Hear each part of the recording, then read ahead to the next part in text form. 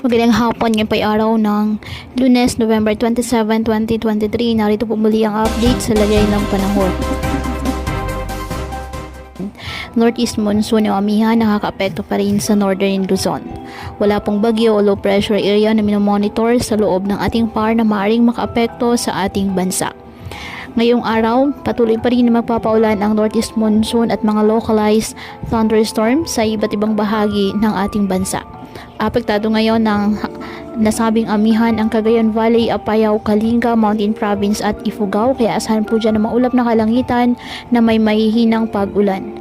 Asahan naman ang bahagyang maulap hanggang sa maulap na kalangitan with isolated light rain sa Ilocos Region at nalalabing bahagi ng Cordillera Administrative Region dahil pa rin po sa amihan. Ang Metro Manila at nalalabing bahagi ng ating bansa, bahagyang maulap hanggang sa maulap na kalangitan with isolated rain showers or thunderstorms dahil sa easterlies at localized thunderstorms. Kaya po patuloy po natin na pinag-iingat ang ating mga kababayan sa banta ng mga pagbaha at pag-uho ng lupa at ugaliin po na magdala palagi ng payong o kahit anumang panangga sa ulan kapag lalabas ng ating mga tahanan. At yan po muna ang update sa lagay ng panahon ngayong araw.